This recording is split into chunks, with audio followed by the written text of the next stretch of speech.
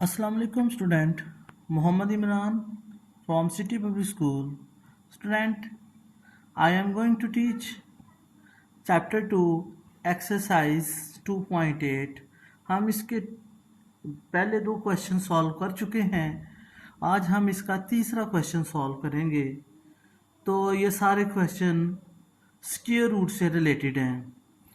A gardener wants to plant 122,500 trees in his field in such a way that the number of the trees in a row is equal to the number of the rows. How many trees will plant in each row? तो ये आपको for example समझाने की खातर मैं आपको बताता हूँ कि अगर वो एक रो में 4 ट्रीज लगाता है, क्योंकि उसने यहाँ पे बोला है in such a way that the number of the trees in a row is equal to the number of the rows. तो इसमें अगर वो 4 ट्रीज लगाता है और 4 ही वो जो है रोज यूज़ करता है, तो ज़रा गौर कीजिए कि ये शेप जो है ये एक स्क्वायर की शेप बनती जा रही है। तो ये इस तरह ये एक एग्जांपल मैंने आपको देने की कोशिश की है कि ये इस तरह एक स्क्वायर बन जाएगा, हमारे पास ये एक स्क्वायर बन जाएगा। तो हमें जो टोटल ट्रीज दिए गए हैं वो टोटल एरिया ऑफ स्क्वायर को ज़ाहिर करते हैं। तो हम पे सबसे पहले लिख लेंगे टोटल ट्रीज कितने हैं हमारे पास। टोटल ट्रीज वो हैं 122,500। तो ये टोटल ट्रीज हैं हमारे पास। और ये टोटल ट्रीज जो है ये टोटल एरिया ही समझ लें कि ये एरिया ऑफ स्क्वायर है। फिर हमें क्योंकि ये एक स्क्वायर बन गया है तो टोटल ट्रीज जो हैं वो टोटल एरिया को ज़ाहिर कर रहे हैं, इसलिए हम फार्मूला एरिया ऑफ स्क्वायर का फार्मूला लिखेंगे। तो आपको पता है area of square side multiply by side होता है। तो जो टोटल ट्रीज हैं वही टोटल एरिया है, उनकी जगह पे आप ये लिख दें 122,500 और ये side multiply by side S multiply by S मिलके एस का स्क्वायर बन जाएगा। अब मुझे एक साइड चाहिए, क्योंकि एक हैंड पे उसने पूछा how many trees will plant in each row, मतलब एक रो में कितने लगेंगे। एक रो मतलब एक साइड, तो एक साइड चाहिए। ऊपर से स्क्वायर ख़त्म करने के लिए मैं दोनों तरफ का स्क्वायर रूट ले लूँगा। इधर भी स्क्वायर रूट ले लिया, इधर भी स्क्वायर रूट ले लिया। यहाँ से स्क्वायर और स्क्वायर रूट कट के तो हमारे पास ऐसा आ जाएगा। अब इसका स्क्वायर रूट आपने निकालना है। आप इसको इधर रफली सामने निकाल सकते हैं किसी जगह भी, या इसी के ऊपर भी आप इसका स्क्वायर रूट फाइंड कर सकते हैं। तो इसका स्क्वायर रूट निकालने के लिए मैं यहाँ थोड़ा सा रफ वर्क कर देता हूँ आपको। इधर साइड पे लिख लें रफ वर्क, तो इधर हम डायरेक्ट उसका आंसर लिख लेंगे। तो ये इसमें लिखें 122,500। तो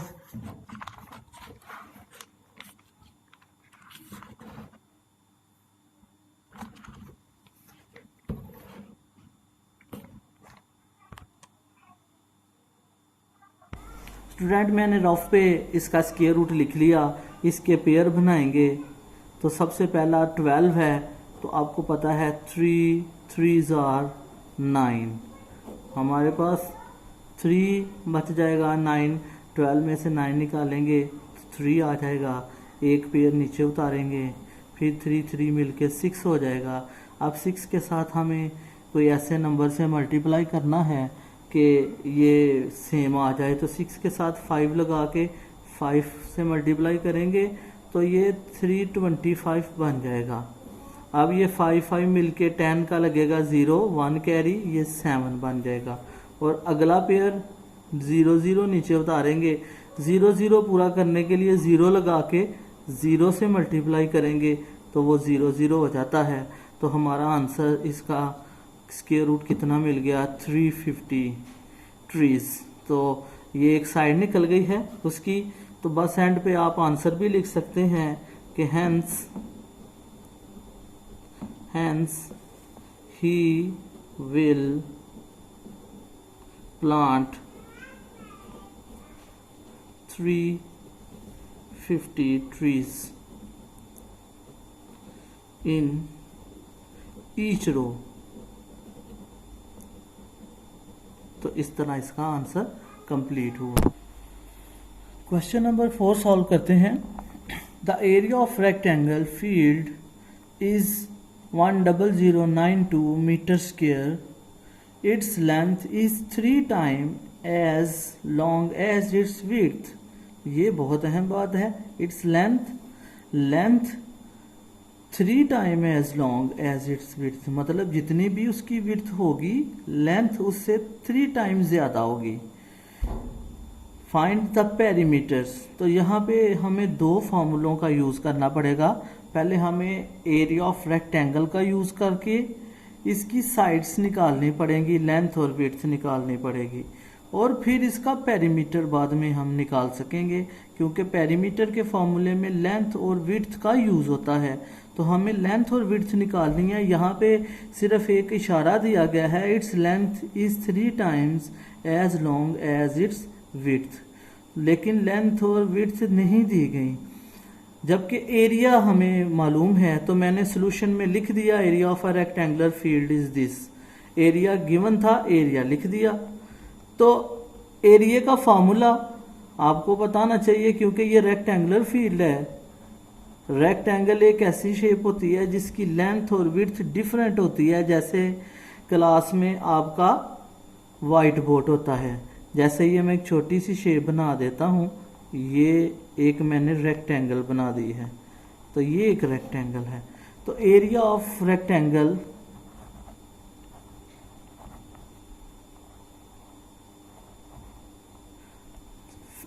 रेक्टेंगल वो है हमारे पास 100।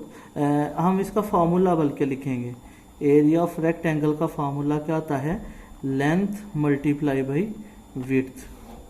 अब हमारे पास लेंथ और विड्थ नहीं है, हमें लेट करनी पड़ेगी। नीचे लेट कर लें, लेट, क्योंकि विड्थ लेंथ जो है उसकी विड्थ से 3 टाइम ज्यादा है। तो हमारे पास विड्थ होगी तो उसका 3 टाइम हम कह देंगे कि उसकी लेंथ है, इसलिए हमें विड्थ पहले लेट करनी पड़ेगी। लेट विड्थ वो एक्स लेट कर लें। सो लेंथ कितनी हो जाएगी,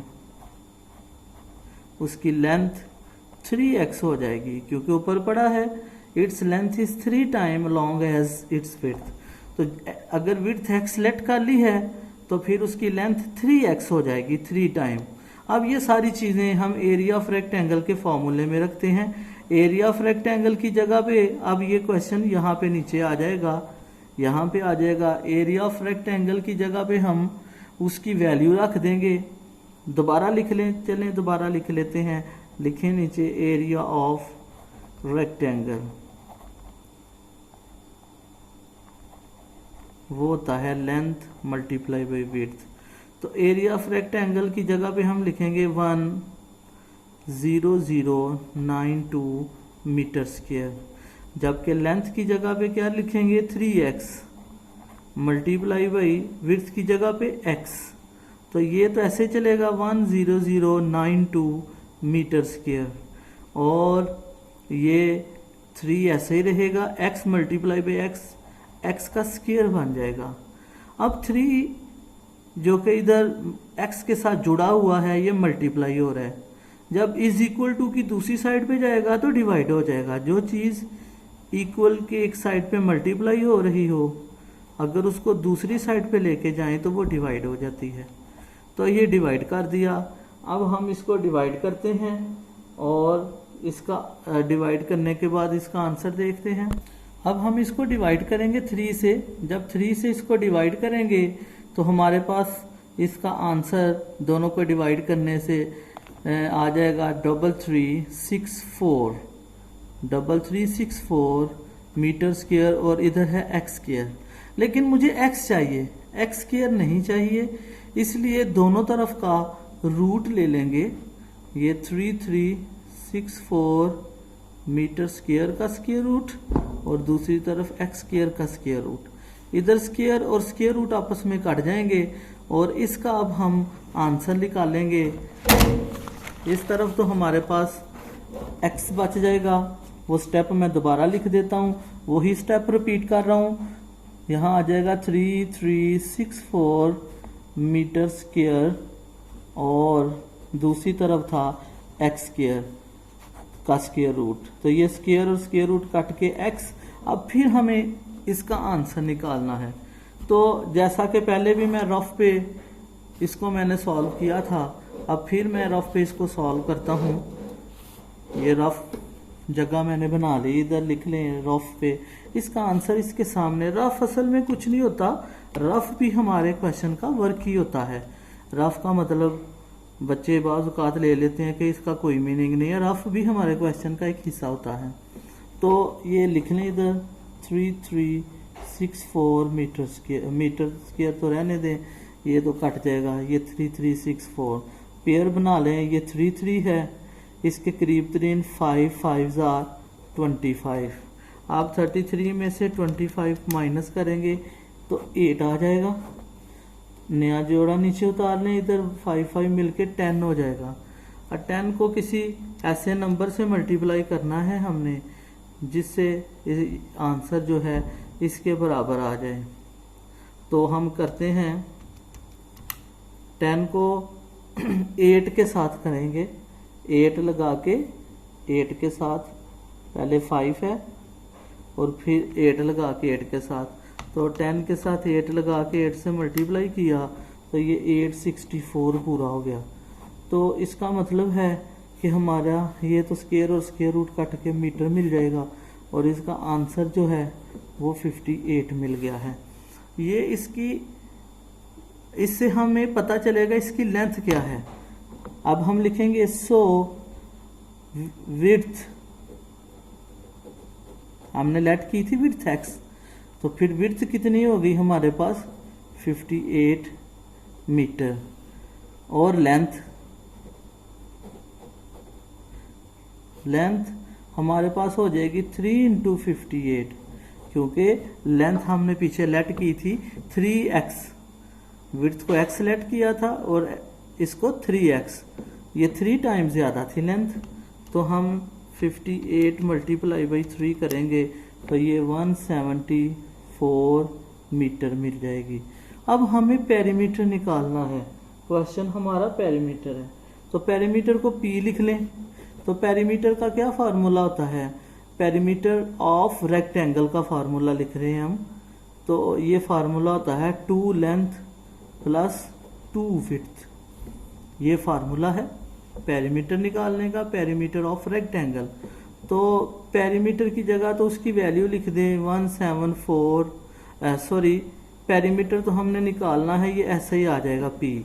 अब लेंथ और विड्थ की जगह उसकी वैल्यू लिख दें। सबसे पहले इसमें से 2 कॉमन ले लें, दोनों में से 2 बाहर कॉमन आ जाएगा तो अंदर ब्रैकेट में लेंथ और विड्थ आ जाएगा। अब ये 2 बाहर है, लेंथ की जगह पे उसकी वैल्यू 174 मीटर प्लस विड्थ की जगह पे उसकी वैल्यू 58 मीटर। तो इन दोनों को प्लस करेंगे तो हमारे पास आंसर आएगा 2 × 232। तो जब इसको 2 से मल्टीप्लाई करेंगे तो फिर हमारे पास इसका आंसर 2 से मल्टीप्लाई करने के बाद मल्टीप्लाई बाई 2 ये बनेगा 464 मीटर। इधर भी 7 मीटर लगा लें तो ये इसका आंसर आ चुका है। हमने 2 क्वेश्चन आज भी सॉल्व किए हैं। ये थोड़ा सा लेंथी था, क्या इसमें हमने क्या किया दोबारा रिव्यू कर लें। हमने इस क्वेश्चन में सबसे पहले हमें एरिया गिवन था, area of a rectangular field.